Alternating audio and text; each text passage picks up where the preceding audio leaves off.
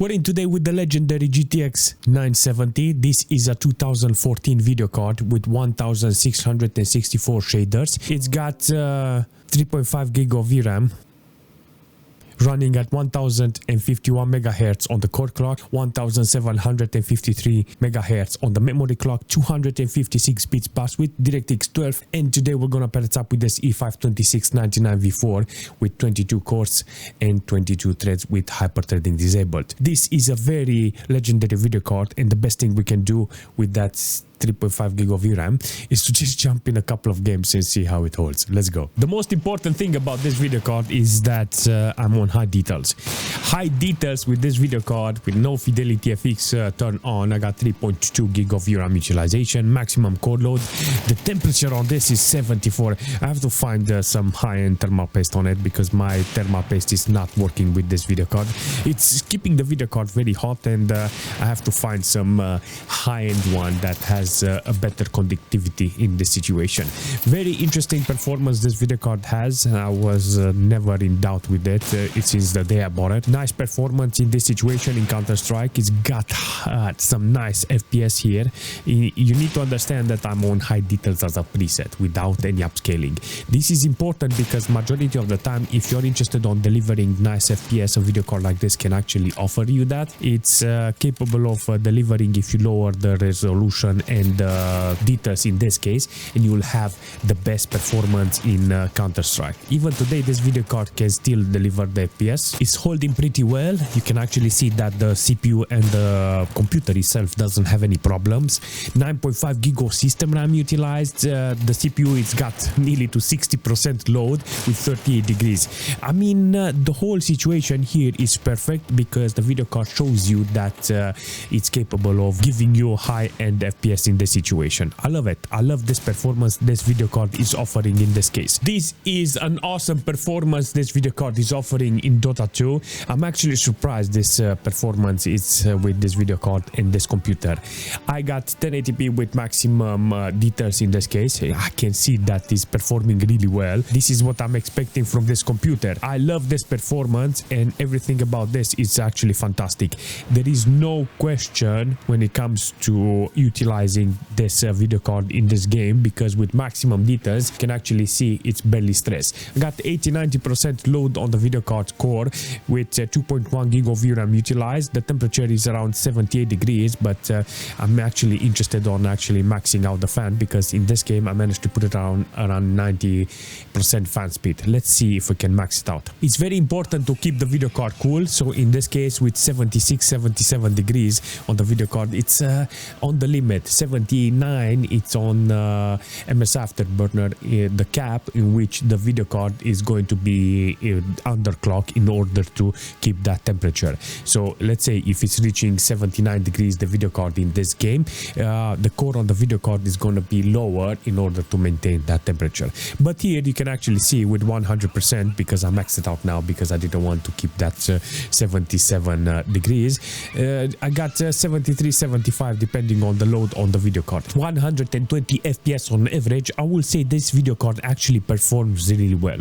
When you pay for that 4 gig, you want to utilize the 4 gig of VRAM. Look at this, 4 gig of VRAM utilized in PUBG, 1080p maximum details. This is the right way to utilize this GTX 970. I never thought that if I had 4 gig of VRAM with this video card, I'm going to use 4 gig of VRAM. All jokes aside, it's doing a fantastic job with maximum details, 40 FPS on average. I mean, I will never play PUBG like this, but I just wanted to put it on maximum to see how this game is holding on this bad boy video card. Seriously, it's a very interesting performance this video card is offering. Look at that, nice drift, Daniel. I like it. I like the performance this video card is offering. The system on the other hand has got 11.6 gig of system RAM used, 38 degrees. I wish I had this video card running like this, but this is what I have. This is what I have to take. 79 degrees on the core of the video card. Now, because it's on 80 degrees, the video card is going to throttle on the core of the video card and it's going to lower the FPS. Hence why I got 40-50 FPS on average. Very interesting performance, but I got maximum VRAM utilization. This is the most outrageous thing I can do to the video card, is to max out everything in GTA 5, 1080p, maximum detail, DirectX 11, everything it's on. I don't think frame scale it's activated, but if it's got any problems on being loaded, no problem. I can put the frame scale to 1.5 or 2 and it's going to put this video card down on its knees. On maximum details with everything turned on, DirectX 11, you can actually see the video card is doing a fantastic work. I like the performance, I like how it looks, I like how it's handling this piece of hardware. I mean, the CPU on the other hand doesn't have any problems. 9.5 gig of system RAM utilized here with 41% load, 38 degrees, but on the GPU side is already on 3.9 gig of VRAM utilized. Look, it's reaching 4 gig of VRAM. If I pay for 4 gig of VRAM, I want to use 4 gig of VRAM, you know. All jokes aside, you can actually see the video card is doing a fantastic job. In War Thunder with this video card, I got 79 degrees on the video card. 330 watts consumption from this. It's a very interesting performance, I'm not going to lie, because it's doing the job and there is no problem on actually utilizing this video card in the system with maximum details.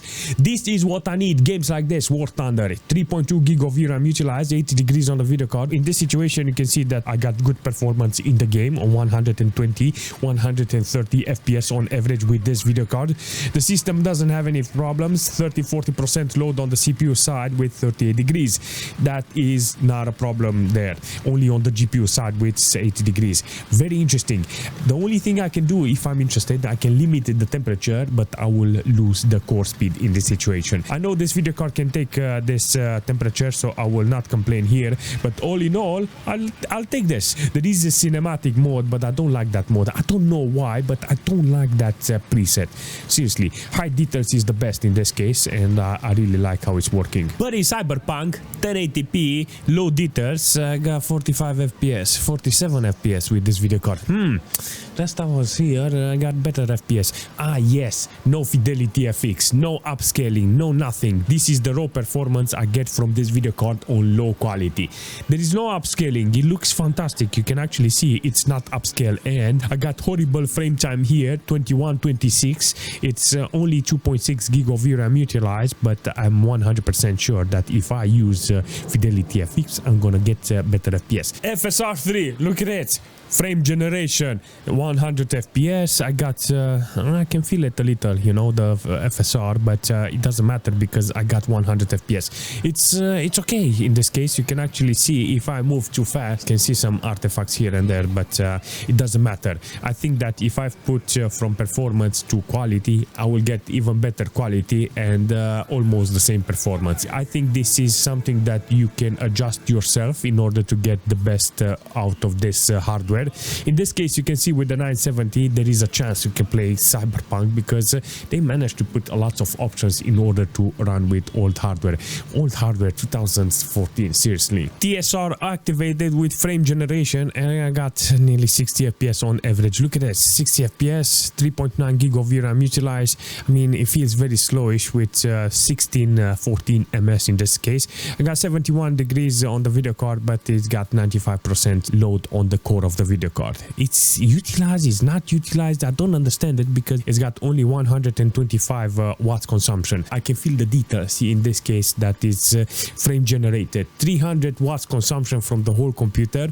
I mean, it's there, you know, but the VRAM is on maximum. It feels very slow. I'm not joking, it feels very slow. I put FSR and I disable frame generation. I wanted to see if it's actually moving faster because with frame generation it feels like I'm on slow motion. So yes, apparently the frame time is much better. It feels very responsive. It feels snappier. 40 FPS on average, nearly 50 FPS in this case with 3.9 gig of VRAM utilized. 72 degrees, 98% load on the core of the video card, and now I got 130 watts consumption. 16 gig of system RAM. Look at it. The computer is actually utilized and it doesn't have any problems. The best way to make this video card work, because now I'm on 1080p, is to put it on 720p without any frame generation and I can get 60 FPS. Even lower, you know, who knows, 1024 or something like that in order to get the maximum FPS from this video card. But there is a chance in this case. One video card that's actually running in Starfield.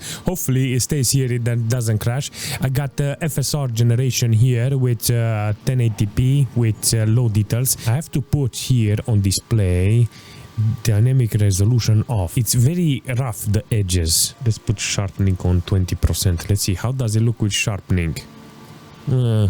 You know what, let's turn off the upscaling. Apparently without frame generation I cannot play the game. The only thing I can do is just how should I say, try to play the game with a lower resolution. That's the only way, because low details with 1080p here apparently doesn't give me enough FPS. So frame generation is the solution, but it looks very doggo and I don't really like it, you know. I think in order to get the FPS I will have to lower on 720p on desktop resolution, and then I will get 40 FPS easy. In this case, yeah, I got 30 FPS and maybe even 60 FPS, who knows.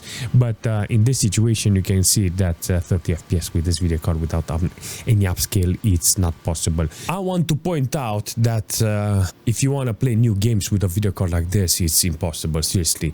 The value of the game plus the value of the video card, it's what you're doing, seriously, because with the money from the game it would have been better video card, better options when it comes to the hardware. Regardless, I just wanted to show you a video card this old, 2014. This is I can't believe I can't believe it, but I'm going to say it. It's a 10 years old video card, and I managed to play today in a couple of new games and it was doing quite fantastic. Even though the quality was low, I managed to see that the game was actually capable of offering options to work with 40-60 FPS, and I was impressed with this, seriously.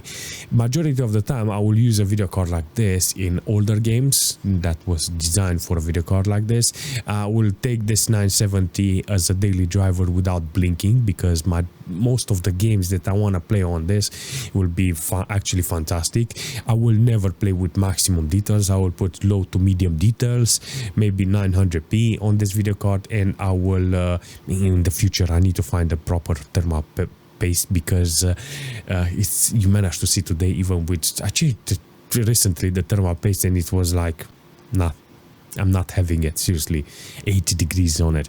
I think it needs new pads, new thermal paste, new everything, maybe a bigger cooler or something. I have to take a look on this, because this was a very good video card for me, you know. Back in the days I was using this as a recording video card, and it was doing a fantastic job on actually doing everything for me. This 970 was the world for me, and I did manage to use it. I abused it. I managed to take advantage of this video card, and it did a fantastic job. Overall performance, it's awesome, seriously. I cannot complain about this. And if I have to recommend a video card like this, yes, if it's cheap, and it is cheap now on the market, you can find them really cheap. A 4 gig of VRAM video card like this, it's okay, you know. This will be a very hard choice between this and an RX 500 series video card, because those cards are insane, seriously. But based on the drivers, I will have to take a look on this, seriously, because it's doing a fantastic job. And don't forget, it's got SLI connector. Oh, I'm joking, you know, I'm joking. I recommend it only if it's cheap. That's it. If you have any suggestion for this video card or for the system, leave a comment and I will see you very soon.